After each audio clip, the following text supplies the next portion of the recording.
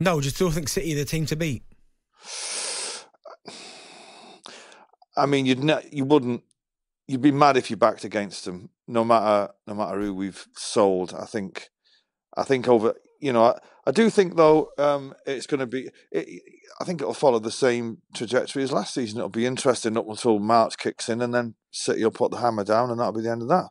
You know, when you look at City squad as well, and you've lost Gundogan and Mahrez, is Manchester City stronger?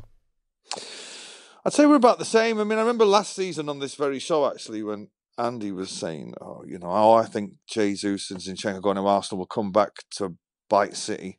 And I was like, Pep knows what he's doing. He doesn't let these players go. I mean, Gundogan, fair enough, he's a game changer. He's literally won us trophies. Mahrez, what a player. He didn't really win any massive, huge games for us 1-0 where he did the business. He was always scoring the third in a 5-1 win. So I don't think he's going to be used. If Bernardo goes, then we're in trouble because we can't replace him.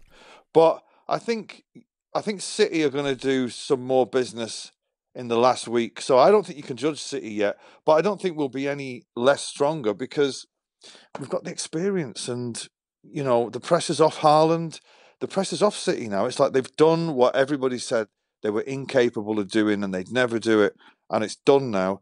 I could see us starting off slowly, but I just think once it comes to March and April, I think we just go into that mode and that's it. And it's, I mean, saying that, the only thing that I would say is going against City is 4 in a row has never been done.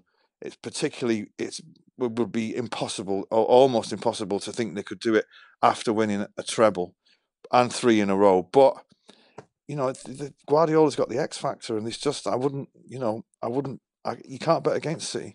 Did you, just going back to last season when you won the treble? It's interesting you say that you were away and you didn't really sort of get caught up in the emotions of it because if you would have been in Manchester, it would have been one of those days you'd never forgot. I just wonder because from an outsider looking in, I don't think that the press and the media went as bonkers about City's treble as they did with United. So I don't know for whatever reason that is, but I just, as a football fan looking in, I didn't feel that way. But go on. Well, what I've learned from obviously dealing with the media and a lot of sports media doing things like this is virtually every single producer, producer's assistant, or journalist are either Liverpool, Man United, or Arsenal fans. So I'm not going to go down that road. Can I just say that our producer's an Ipswich fan? Yeah, well, he's an idiot. I'm not going to deny that. I'm just telling you he's an Ipswich fan. I'm not going to say they're not one of those ridiculous City fans who thinks there's an agenda against us. But if it was, if Arsenal would have won the league, you would never have heard the end of it. And rightly so. City have won it 5 out of the last 6 years or whatever. But I've never seen the City trophy parade because I've always been away, and I was watching it kind of on YouTube, and it was, you've seen the bus going past with the 3 trophies, and it's like, I'm devastated I've missed out on that, But it's work comes first and all that. No, I get that. Just going back to your side, actually, we were talking, I think, on yesterday's show about Phil Foden, and we all think he's an utter genius, but perhaps won't necessarily get a run in the side like someone like Haaland or like Kevin De Bruyne. Do you think that if I know Pep moves things about throughout the season, but do you think if he's picking his front 3 for the first game of the season and everyone's fit, do you think it's Jack Grealish that starts on that side? I've listened to this thing about Phil Foden. Everybody's saying, well, Pep doesn't play me. And forget last season, he had a big injury and then he had his appendix out and he lost his place. What you'll notice about Guardiola is when it gets to the business end, he'll have his first team set in stone and he will not change it in the last 10, 12 games. And he virtually didn't.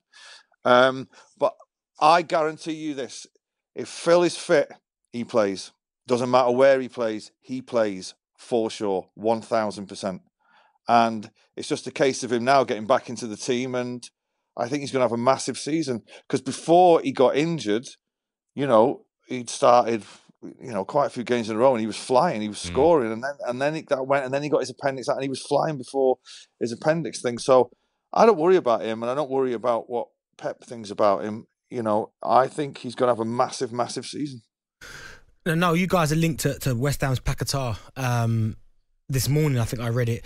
What would your thoughts be on that? Do you think he'd be a good sign for Manchester City? Squad depth?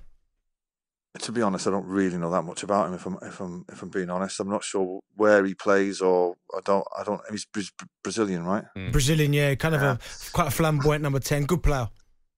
Yeah, I mean, look, the guys at our club rarely get it wrong. They've had some. I mean, they are more hit than miss with this. So if somebody's seen something in him, then I don't know. I can't say I've seen enough of him to have any opinion on it, really. Okay, what about a player that you have signed, Gvardiol, for just under £80 million? Do you think that you'll be playing 4 centre halves in your back line this season? I think so. Yeah, it looks like it. It looks like, I think Laporte will go, and then that he'll be to replace Laporte.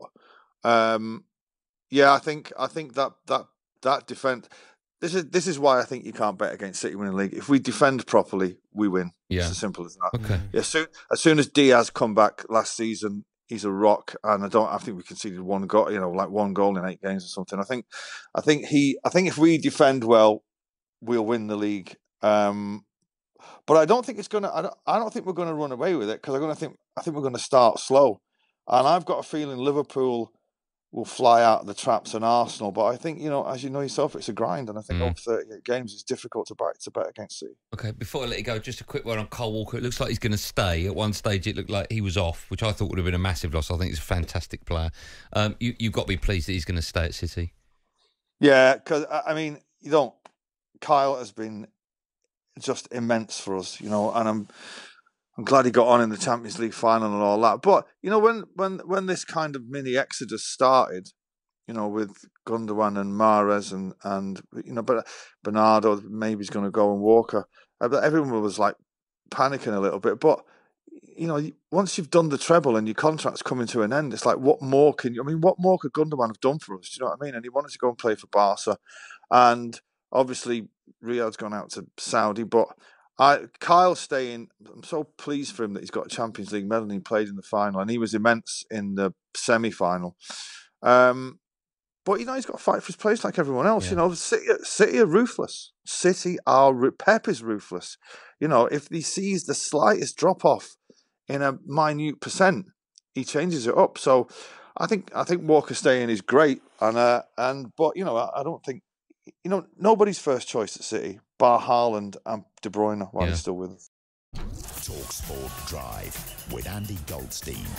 Monday to Friday afternoon from 4 on AM, on DAB, via the talkSPORT app and on your smart speaker.